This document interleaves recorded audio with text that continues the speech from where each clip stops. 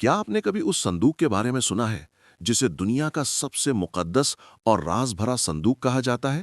اسلام میں اسے تابوت سکینہ کہتے ہیں۔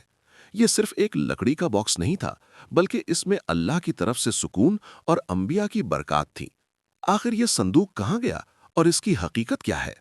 قرآن مجید کی سورہ بقرہ آیت 248 میں اللہ تعالیٰ نے اس کا ذکر فرمایا ہے۔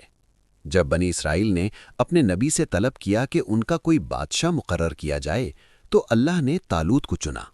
لوگوں نے اعتراض کیا تو اللہ نے ان کی بادشاہت کی نشانی کے طور پر تابوت سکینہ کو واپس بھیجا۔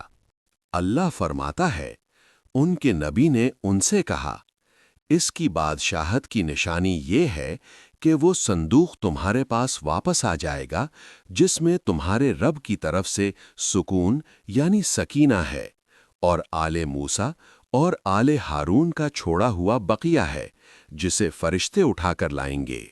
اسلامک روایات اور مفسرین کے مطابق اس تابوت میں وہ چیزیں تھیں جو اللہ کے برگزیدہ بندوں کی یادگار تھیں۔ حضرت موسیٰ علیہ السلام کا عصا، وہ لاٹھی جس سے معجزے دکھائے گئے۔ تورات کی تختیاں، وہ مقدس قبیلے جو اللہ نے کوہ طور پر حضرت موسیٰ علیہ السلام کو عطا کیے۔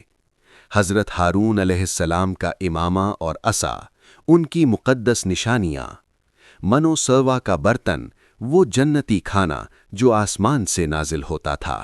یہ صندوق دشمنوں عمالقہ نے چھین لیا تھا، لیکن جب اللہ نے چاہا تو یہ کسی جنگ سے نہیں بلکہ ایک معجزے سے واپس آیا۔ 4 فرشتے اسے آسمان سے زمین پر اتار کر لائے اور طالوت کے دروازے پر رکھ دیا۔ اس نشانی کو دیکھ کر بنی اسرائیل کا ایمان تازہ ہو گیا۔ سکینہ کا مطلب ہے دل کا سکون۔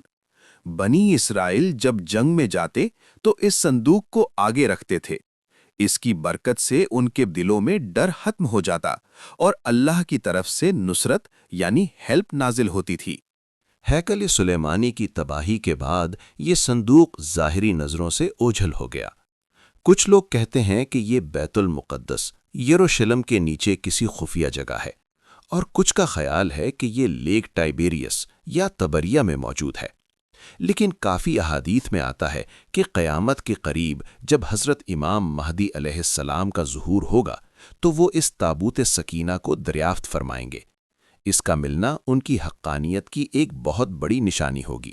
تابوت سکینہ ہمیں یاد دلاتا ہے کہ جب ایمان پختہ ہو اور اللہ کی نشانیاں ساتھ ہوں تو دنیا کی کوئی طاقت ہمیں ہرا نہیں سکتی۔ اللہ ہمیں دین کی صحیح سمجھ عطا فرمائے۔ آمین۔